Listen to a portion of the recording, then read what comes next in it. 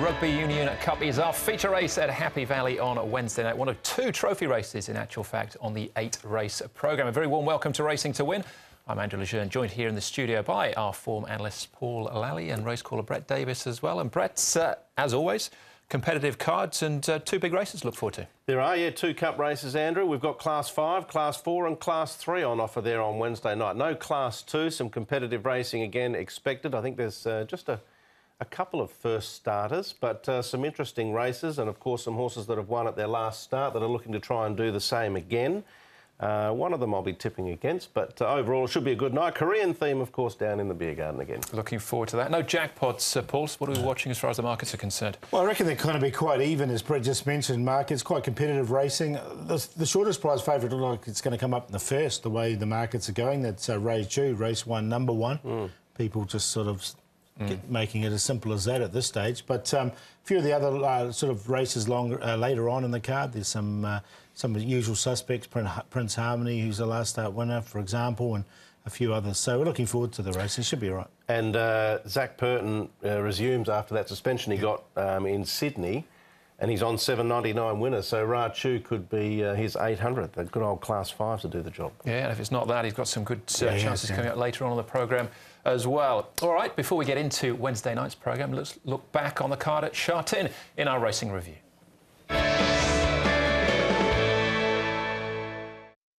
The Kowloon Cricket Club Centenary Cup was the big race at Sha Tin on the weekend. It was a sort of wet afternoon, but Prawn Baba loved the conditions here. Just taking over here from Sergeant Titanium. Exultant's the big closer. Yeah, he finished off really nicely, Exultant. It's interesting because Prawn Baba is a horse that doesn't really win out of turn here in Hong Kong, but when he has won, he has looked pretty good. And, you know, going into the race, you'd think that the Derby form was the way to go, but obviously with a little bit of rain around, it changed it a little bit. Exultant, I thought, was still a really good run, finishing off the race probably the best. Yeah, I must admit I had sort of question marks over the distance a little bit with Prawn Baba, but he simply outstayed them. Exultant was off the bit of fairway out, but he stayed on. It was quite a tough run, I suppose, maybe looking sort of, you know, a fortnight down the track towards the QE2. Wonder whether that might come into play when the big race comes around. But hats off to Olivier Deleuze. He's been rolling along nicely this season, and Prawn Baba did a good job. I must say I thought the run from Doyenne was terrific.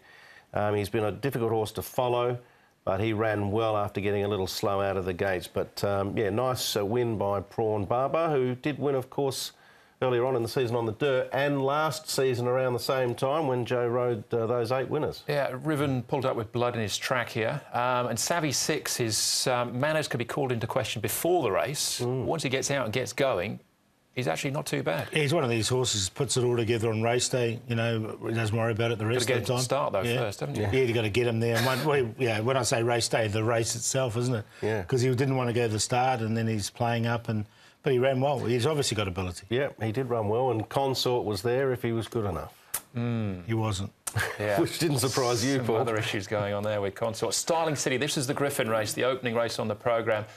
Starling City certainly hadn't trialled the best, but Jenny thought he looked the best in the yards, and he was, by far, some way, the best. Well, Musing City did the same thing last year with the same colours connections. You couldn't have him on his trials. You just couldn't have him. He didn't trial very well at all. Here on race day, look, he just absolutely gapped them. Just that race pressure when it kicks him, what's there to offer?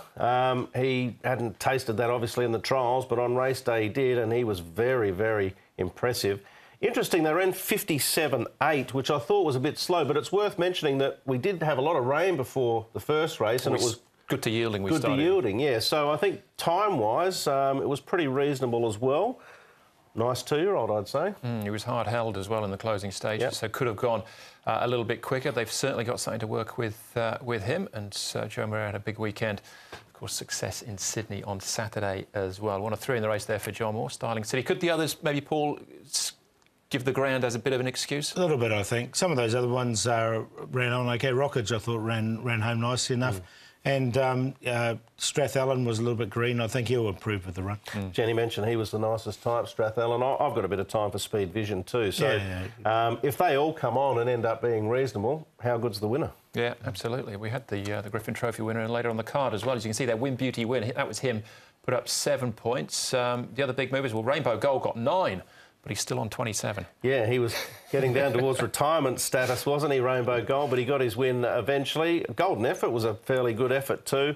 And Namjong Plus had to, of course, survive an objection, but he got that race. And Go Public was a horse that we'd sort of been suggesting might be a runner at a bit of value, and he, courtesy of a beautiful ride from Keith Young, didn't go round a horse and pinched it. Yeah, perfect ride. Got him right on the post. And pick number 1 still unbeaten on the all-weather. Yeah, look, he's a really nice horse, pick number 1. Jenny was saying his coat was looking not the flashiest, but still looking okay. So if he can still win like that, there's plenty more to come from him. Yeah, 3-year-old, 5 wins under his belt already. All right, there were the big winners on the weekend. We'll see if we can find you some more with our horses to follow.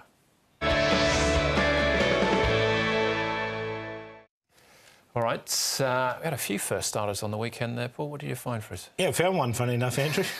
I found a horse called Eagle, who I thought was a really good run on debut here. You can see him highlighted there. He's the one at the back in the red and green colours. He sort of weaves his way through the field and swoops late and finishes off a nice 6th, I thought. I thought it was a really good run from him. You can see him swapping places there and going inside. He got held up badly there. Then once he got back and out into the clear, he came home really nicely. So I thought it was a really good run from him on debut. Good run by He's the One for us as well, the horse that ran second. Wait till he gets up to 14, 16. I thought he was good enough to win over 12, but obviously he ran into a real good one there. Yeah, he does look really good, doesn't he? Win, beauty, win.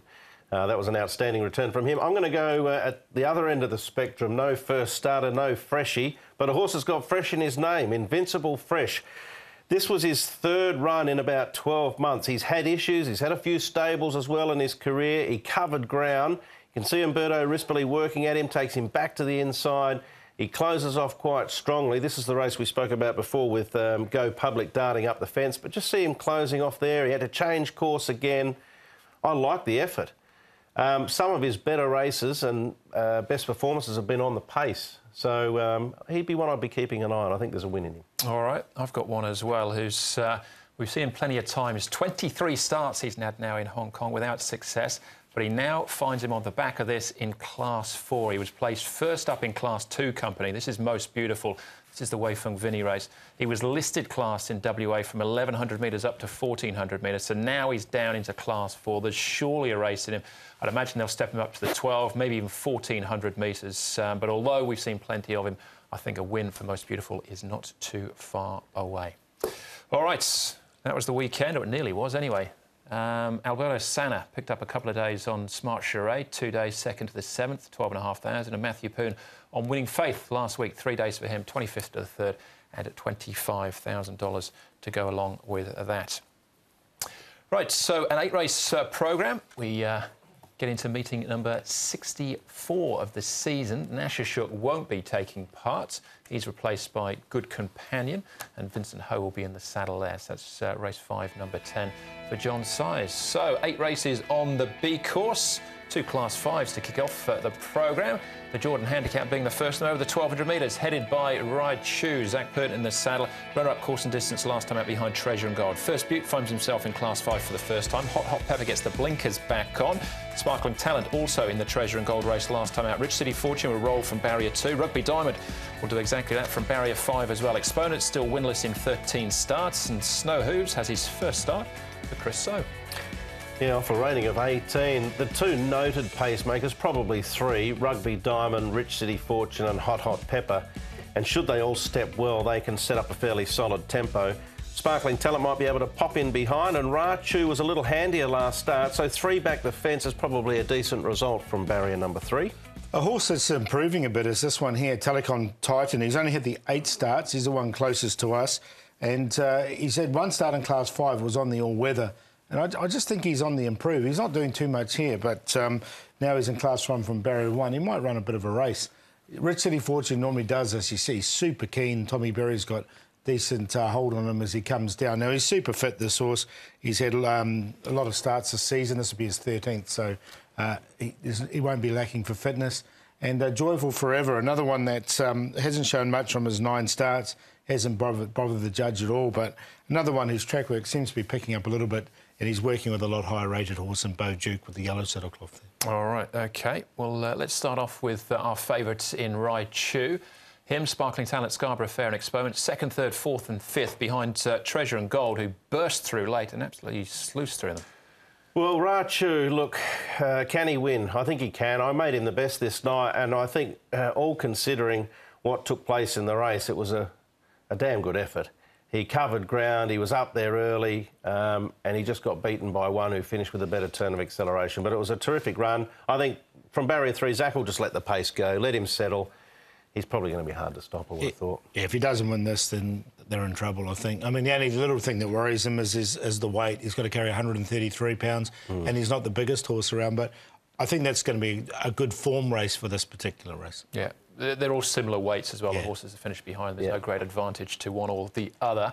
Telecom Titan and Rugby Diamond here on the all-weather. Rugby Diamond missed the kick on this occasion. He did, and he has got that problem of doing that. He could be taken on. You know your fate with Rugby Diamond the first 100 metres or so. Here's what I was saying about Telecom Titan. This was his first start in Class 5. You can see him coming through in those yellow and red colours and finishes off the race quite nicely, I thought, here for 5th. His track work has improved. I haven't got him in the numbers, but I wouldn't be surprised if he ran well. All right, OK. But we've got an odds-on favourite to kick off the night, Paul. Hard to beat. Yeah, it looks that way. I've got Ray Chu on top. I think he'll run very well here. Ray Chu was a good run from him. Hot Pepper. Look, they're putting the blinkers back on, so they're having another throw at the stumps here with him. He still hasn't won from 27 starts. It's surprising because he's got ability, this horse. Exponents is one I've always had some time for. He's drawn wide, but I think he'll run on nicely, and it wasn't a bad run from him. And I thought Scarborough Fair showing enough herbs to be in this race as well, so I've thrown him in there for 4th as well. 1, 3, 10 and 5, but I think 1 will win it. I do as well. Yeah, I'll stick with him, Rachu, despite his defeat last start. I thought he had excuses. I'll throw in Telecom Titan as the improver, Scarborough Fair for the same reasons that Paul mentioned. And Sparkling Talent, look, he's a better horse over 1,000. His record suggests that, but there'll be some pace here, and that's what he generally likes over the 1,000. So 1,654, but I left him out of the QQP. I'll pay the 165. All right, herbs. There you go. Rachu for me, though, in the openers are very hard to beat from a good draw there in Class 5 company. All right, we're off and running. We'll take a short break, back with the 2nd and 3rd right after this.